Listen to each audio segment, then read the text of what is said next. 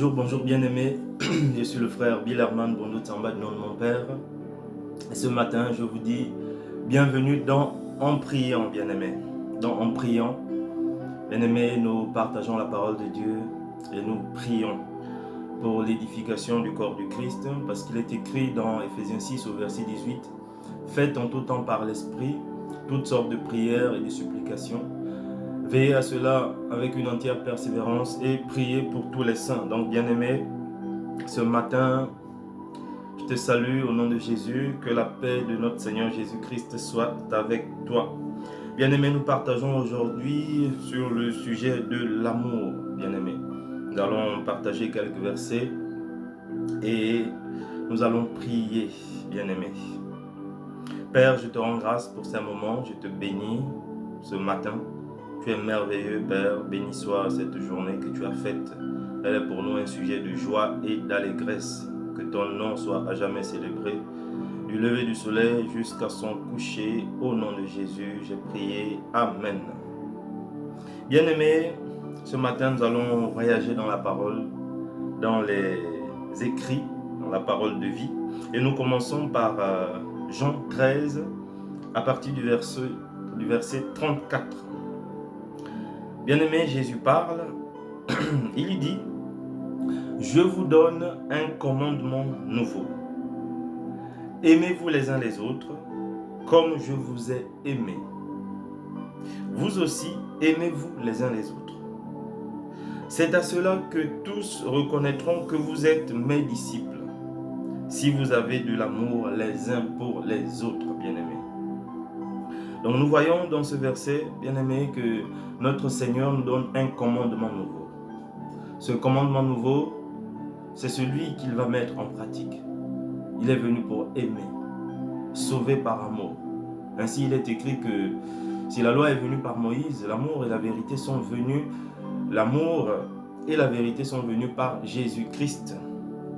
La grâce est venue par Jésus-Christ, bien-aimé.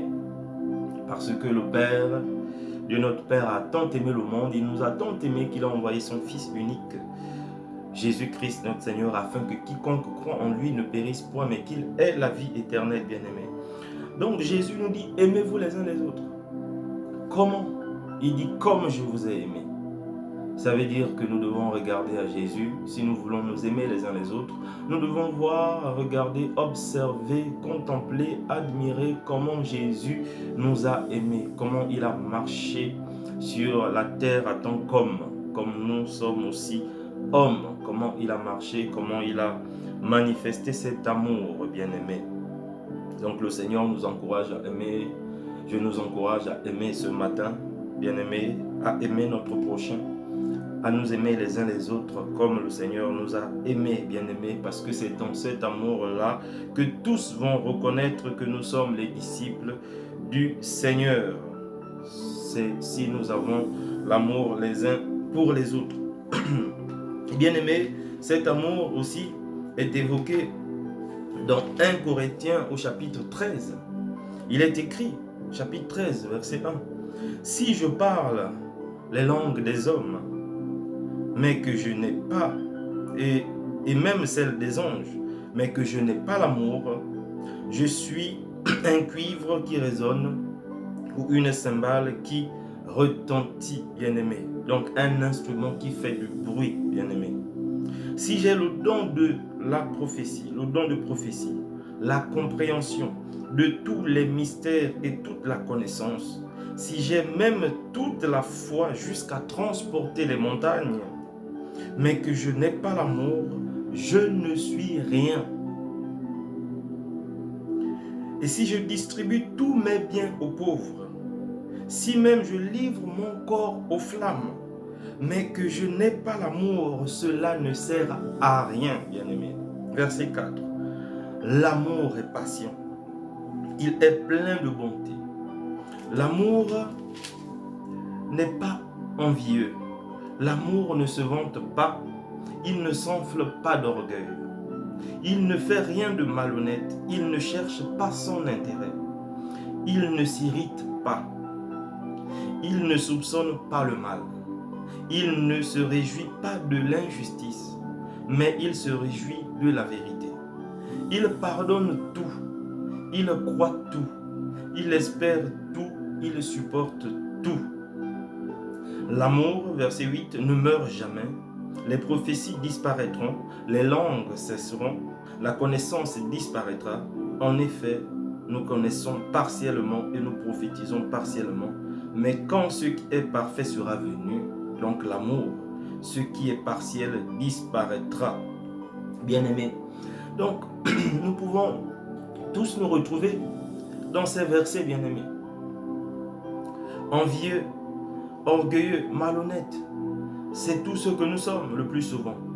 L'irritation, soupçonner le mal, c'est tout ce que nous sommes, bien-aimés. Mais notre Seigneur nous dit que l'amour, ce n'est pas ça. Mais est-ce que quand Dieu nous demande d'aimer notre prochain comme nous-mêmes, comme lui nous a aimés, est-ce qu'il compte sur notre capacité d'aimer? Est-ce qu'il compte sur notre capacité d'aimer, bien-aimé? Non, ce n'est pas sur notre capacité qu'il compte. Il compte sur sa capacité à aimer à travers toi et moi. Il compte sur sa capacité à aimer à travers toi et moi. Ainsi Paul a dit, je puis tout par Christ qui vit en moi, par celui qui vit en moi. Si du moins il vit en toi et en moi, bien-aimé. C'est par Christ qui est en nous que nous pouvons aimer ainsi. C'est Christ qui a aimé ainsi.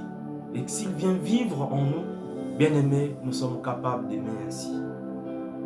Donc c'est très important, bien-aimés. Et nous venons aussi le voir que même si nous prophétisons, nous avons toute la connaissance. Nous pouvons servir Dieu comme nous, déplacer des montagnes, faire des miracles. Mais il nous dit que sans l'amour, bien-aimé, tout cela est rien. C'est comme un instrument qui fait du bruit à un moment donné, donc qui dérange le Seigneur. Il dérange. Imaginons un instrument que quelqu'un joue à côté de nous. Ça nous dérange. On veut se concentrer, ça nous dérange à un moment donné. Pourtant, il est en train de jouer. Mais sans amour, bien-aimé, tout cela ne sert à rien, bien-aimé. Dans Romains 12, à partir du verset 9, il est écrit que l'amour soit sans hypocrisie. Ayez le mal en horreur, attachez-vous au bien. Par amour fraternel, soyez pleins d'affection les uns pour les autres et rivalisez d'estime réciproque. Ayez du zèle et non de la paresse. Soyez fervents d'esprit et servez le Seigneur. Réjouissez-vous dans l'espérance et soyez patients dans la détresse. Persévérez dans la prière, pourvoyez aux besoins des saints et exercez l'hospitalité avec empressement. Donc, bien-aimés, le Seigneur nous incite à aimer. Le Seigneur nous commande d'aimer, bien-aimés, mais pas par notre propre force, mais c'est par son esprit en nous. C'est par Christ qui est venu vivre en nous, bien-aimés. Si nous étions capables d'aimer de cette façon, Christ ne serait pas venu. Si nous étions capables d'agir de cette façon, le Saint-Esprit ne serait pas venu, bien-aimés. Je ne vous parle pas d'un amour, je t'aime, tu m'aimes, deux personnes qui se rencontrent, bien-aimés. Cet amour-là, quand les choses se dégradent, quand on découvre ce qu'est l'autre, quand on découvre les différences avec l'autre, bien-aimé, on cesse d'aimer, on se sépare, on fait toutes sortes de choses. Je ne parle pas de cet amour-là. Je parle de cet amour qui persévère, de cet amour dans l'espérance du Seigneur, de cet amour par Christ qui vit en nous, bien-aimés. Tel est notre but. Aimer. C'est pour cela que le Seigneur nous donne ce commandement nouveau. Aimez-vous les uns les autres, comme je vous ai aimé. C'est en cela que tous connaîtront que vous êtes mes disciples bien-aimés. Donc, avant de prier, bien-aimés, nous allons prier avec le psaume 133. Parce que tout au long de l'histoire, il y a des hommes de Dieu, des serviteurs de Dieu, des rois, des prophètes qui ont été confrontés à cet amour. Il y a d'autres prophètes par manque d'amour. Prophète Ananias par manque d'amour n'allait pas aller vers Paul qui était appelé par le Seigneur. Par manque d'amour, Jonas ne voulait pas aller à Ninive. Par manque d'amour, certains prophètes ont même souhaité, désiré détruire le peuple qui était dans la désobéissance alors que Dieu voulait sauver ce peuple. Par manque d'amour, bien-aimés, certains dans la Bible ont échoué. David a échoué face à Uri par manque d'amour. Mais bien-aimés, la parole de Dieu dit que si nous reconnaissons nos fautes, si nous reconnaissons que nous avons manqué d'amour, il est juste et fidèle pour nous pardonner et de nous purifier par le sang de Jésus. Et que celui qui demande, celui qui a besoin, demande sans douter, bien-aimé. Oui, Dieu nous aime. Ça, nous pouvons en être certains. Nous n'avons pas besoin de prier que Dieu aime nous, parce que Dieu nous aime. Il veille sur sa parole. Il nous a dit qu'il nous aime. Il nous a tant aimés, bien-aimés. Par contre, nous devons regarder de notre côté. De notre côté. Est-ce que nous avons aimé, bien-aimés? Est-ce que nous avons persévéré dans l'amour? Est-ce que nous avons exercé cet amour? Est-ce que nous avons la capacité de le faire? Donc, bien-aimés, nous allons crier à Dieu. Oui, nous pouvons demander à Dieu, Seigneur, donne-nous d'aimer. Donne-nous des opportunités d'aimer. Ouvre nos yeux afin que nous puissions voir comment tu exerces ton amour envers nous, afin que nous puissions exercer cet amour, non seulement envers toi, notre Dieu, mais envers aussi notre prochain bien-aimé.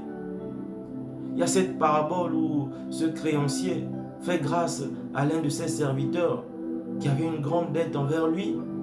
Il l'a fait grâce, il a annulé sa dette, mais le serviteur, à son tour, quand il est créancier d'une autre personne. Il va réclamer son dû. Cette personne ne peut pas rembourser. Et il la met en prison. Alors que lui, son maître lui a fait grâce. Donc des fois nous sommes comme ça. Des fois Dieu nous fait grâce, mais nous n'arrivons pas à faire grâce à d'autres. Des fois Dieu nous fait grâce pour une plus grande faute, une plus grande dette. Quoique personne ne peut devoir à Dieu. Dieu ne peut pas avoir... On peut devoir à Dieu, mais Dieu, qui peut donner à Dieu? Qui peut réclamer quelque chose de Dieu? Car c'est lui qui nous a tout donné en premier, bien-aimé. Mais lorsque Dieu nous fait grâce, des fois d'une grande faute, d'une grande dette, et nous, pour des dettes minimes, inférieures, pour des fautes peut-être moins grandes, bien-aimés, nous n'arrivons pas.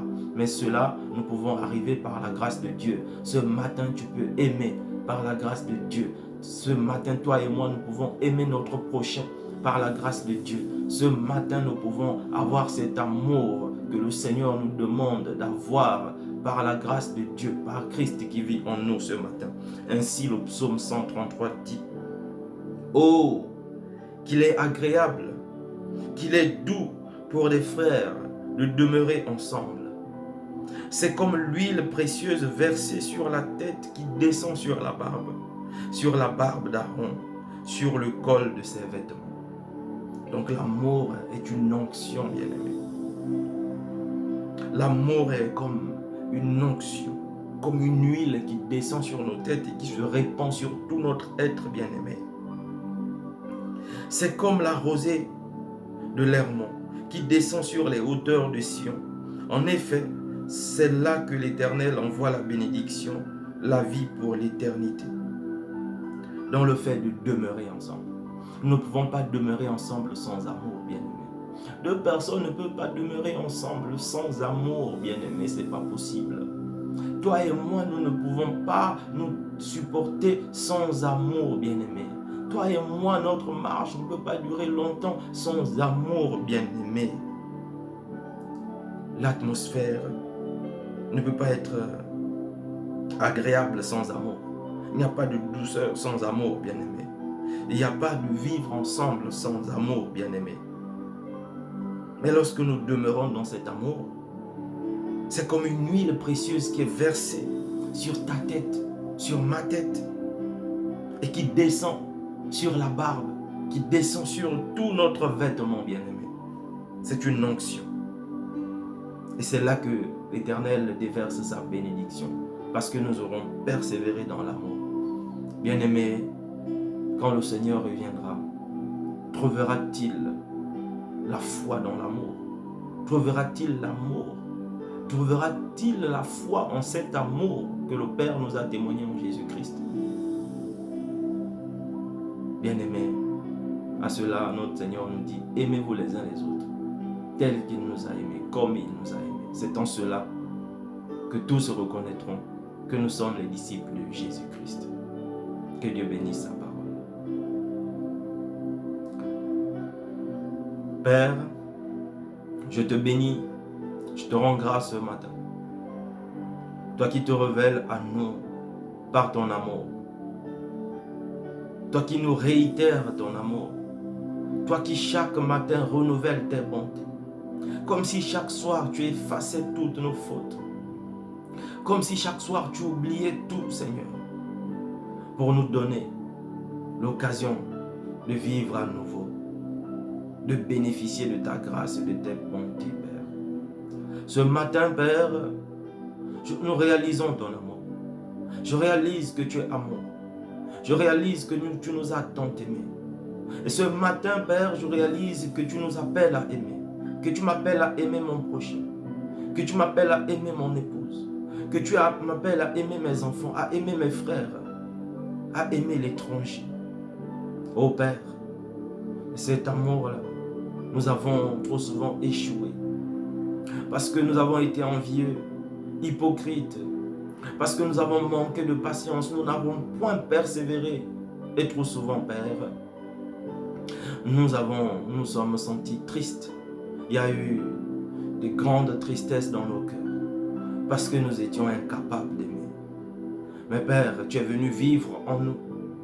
Car cet amour-là, cette grâce sont venus avec Jésus-Christ. Et lui, il est venu s'établir en nous. Par ton esprit, par ta parole, par ta semence, la semence de la parole de vie que tu sèmes ce matin dans nos cœurs, ô Père. Je prie que nos cœurs soient une terre fertile qui reçoit cette parole aujourd'hui, qui reçoit Christ ce matin. Je prie que tu te révèles, que ton amour se révèle à travers nos cœurs, ô Père. Et ce matin, ce jour, tu nous donnes l'occasion d'aimer. Tu nous donnes l'opportunité d'aimer. Ô Père, ce n'est pas par notre propre force, ce n'est pas par nos œuvres, Père, mais c'est par ta capacité. C'est par ton esprit, Père. Oui, Père, ce matin nous aimons. Ce matin, Père, tu nous donnes un cœur de sang et de chair à la place de ce cœur de pierre qui t'a longtemps résisté. Ô Père, je te bénis parce que tu fais du bien au cœur de mon bien-aimé ce matin. Tu fais du bien au cœur de mon frère ce matin, je le crois, Père. Tu fais du bien au cœur de ma soeur ce matin. Ce cœur qui manquait d'amour, ce cœur qui manquait d'espérance et de consistance, ô Père.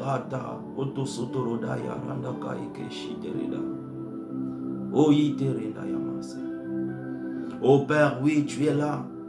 Tu sèmes ces paroles d'amour, cette semence d'amour, ô Père, et tu nous donnes de nous lever, tu nous donnes d'avancer dans ton amour, persévérant dans la foi, ô Père, que tu es là, que nous pouvons tout par Christ qui vit en nous. Ô Père, je te bénis ce matin, parce que ton amour coule en nous. Parce que ton amour se répand comme une huile versée sur nos têtes, ô Père, qui coule sur notre barbe, qui coule sur notre torse, qui coule sur nos vêtements, Père. Merci pour l'onction de ton amour, par ton esprit, ô Père. Ô Père, mon âme, mon âme, mon âme, mon âme réalise l'amour que Dieu a pour toi, pour nous. Mon âme réalise l'amour que tu as pour nous. Mon âme réalise l'amour que tu as pour nous, que tu as montré en Jésus-Christ.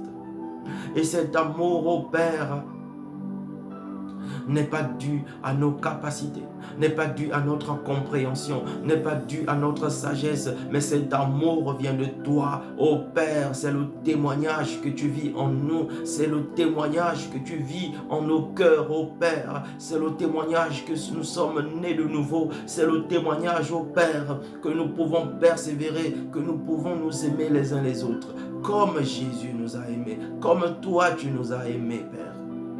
Ma prière ce matin, Seigneur, c'est qu'un foyer, c'est qu'une famille soit bouleversée par ton amour.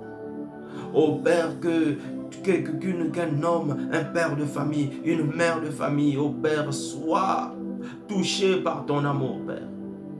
Oh Dieu, je te prie que les jeunes gens soient touchés par ton amour. Que nous puissions saisir, ô Père, le mystère de ton amour, ô Père, qui ne nous condamne pas, mais qui nous appelle à revenir auprès de toi, qui nous appelle à aimer, qui nous appelle à aimer sans être envieux, sans être hypocrite, qui nous appelle à aimer sans soupçonner le mal, qui nous appelle à aimer à toute épreuve, ô Père, je t'en supplie. Je te bénis, ô Dieu vivant, car tout cela est possible par ta grâce. Tout cela est possible à cause de ton nom. À cause de ton nom, Père. Seigneur, merci pour ces âmes que tu guéris, pour ces âmes que tu consoles ce matin. Père, merci pour ces familles que tu guéris, que tu consoles ce matin. Père, merci pour ces cœurs que tu guéris, que tu consoles ce matin, Père, par ton amour, ô Dieu vivant. Et merci, Seigneur.